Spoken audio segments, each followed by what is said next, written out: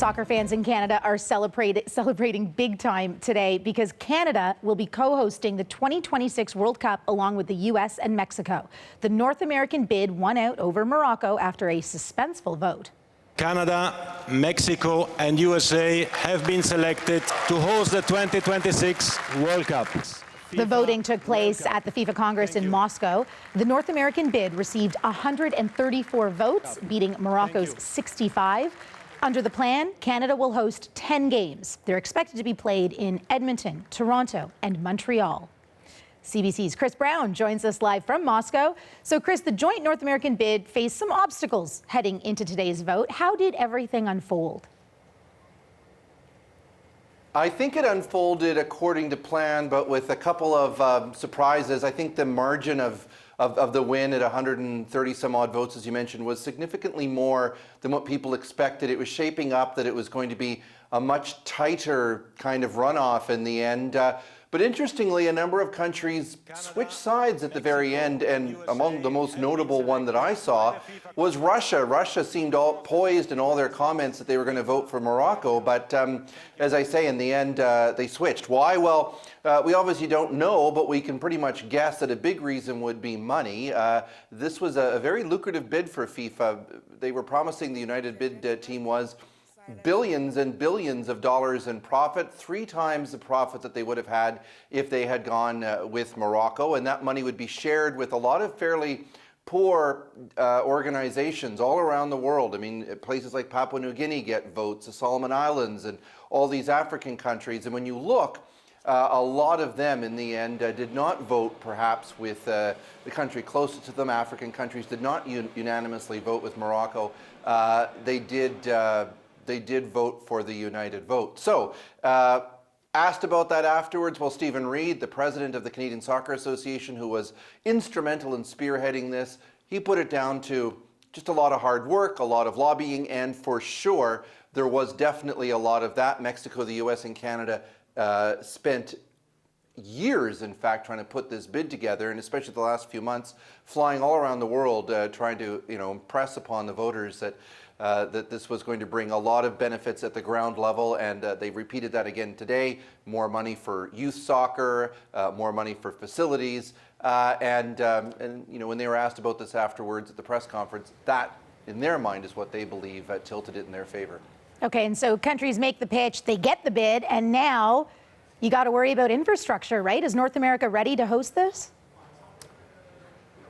Well, pretty ready, and I think that was one of the big reasons they got a 4 out of 5 on the technical side. A lot of those stadiums are ready. There's going to have to be some changes. We don't know 100% that Edmonton and Montreal and Toronto will all get to host games. The U.S. have a whole bunch of stadiums in there as well, so there is going to be a little bit of a weaning out process, but at least 10 games for Canada. And yes, the infrastructure seems pretty solid.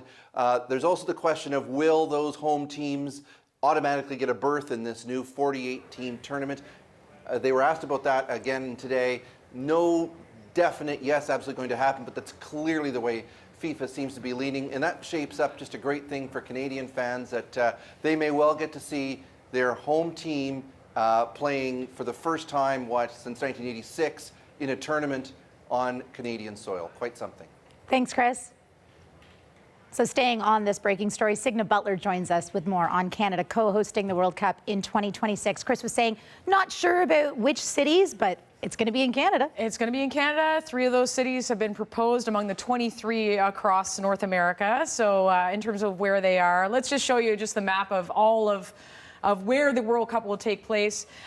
This tournament, obviously expanding, 16 more teams this time around, 48 from the 32 that kick off the FIFA World Cup tomorrow, actually, in Russia.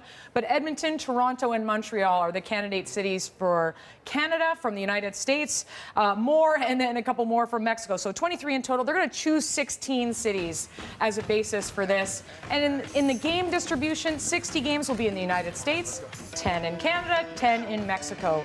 So plenty still to be decided, and the FIFA and organizing committees will decide on which of those cities will be decided. And as for Canada, Chris was talking about, it's been a long drought for Canadian soccer fans at the men's level to see their team at the World Cup. 1986, the lone appearance for Canada, failed to score a goal there in Mexico City. But there is a strong grassroots program on the works right now. The women's team, very strong, number 4 in the world. And as for what it means for the men's team, well, John Herdman, the new head coach, former head coach of the women's team, spoke about that earlier today. We've got something to genuinely be excited about and to align a vision and our passion and commitment to. And I think we're asking the whole game to just put down any negative thoughts you had around our game and go towards planning and putting your mind to a successful 2026. And I think there is that mindset among Canadian soccer fans that, oh, the men's team's never going to qualify.